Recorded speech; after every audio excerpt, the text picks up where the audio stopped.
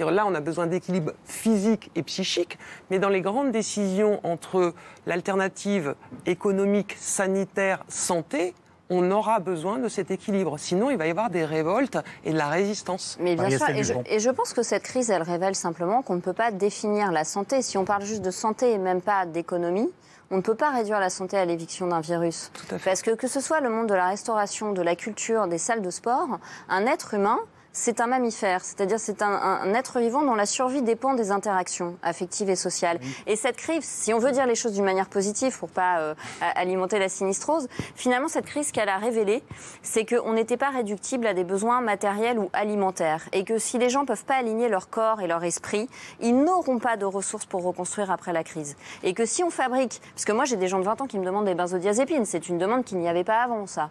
Alors, je ne leur en donne pas parce que je ne suis pas médecin, mais ils me disent, moi, j'ai pas de stage, j'ai pas de présent, j'ai pas de futur, j'ai pas de relation et mes parents font faillite, donc il faudrait me donner quelque chose pour maquiller ma détresse. Donc, c'est soit la drogue, soit les médicaments. Donc, si on fabrique des gens qui prennent des médicaments et donc qui, dans 20 ans, auront un cerveau abîmé, on ne va pas reconstruire le monde. Donc, quand on parle de santé, il faut comprendre que la santé, elle est holistique. Ce n'est pas l'éviction d'un virus. C'est un ensemble. C'est un tout. Alors, les enfants, eux, ont le droit d'aller à leur cours de danse en ce moment, les parents non.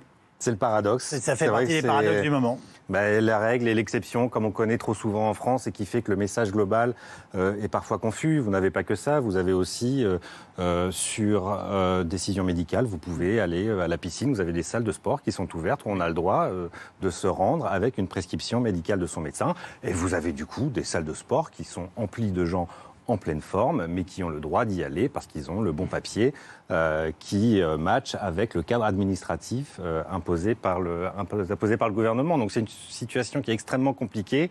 On nage depuis le début de cette crise sur l'incompréhension dans l'opinion publique quand même de certaines règles. On ne comprend pas pourquoi on ne peut pas aller à la montagne et pourquoi on s'entasse dans le métro, par contre, pour aller travailler.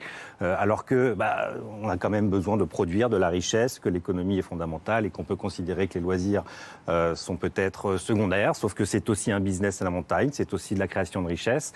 Et donc, vous avez une opinion publique très perturbée et qui n'en peut plus, ce monsieur le montrait très bien, au bout d'un an de crise, qui n'en peut plus, qui ont besoin de retrouver leur vie quotidienne. Et ça, c'est quelque chose, cette sensibilité psychologique, c'est quelque chose qui est maintenant regardé de très près par l'exécutif, il faut le dire. Oui. On a beaucoup entendu qu'on confinait dès le week-end prochain, que ça allait être annoncé cette semaine.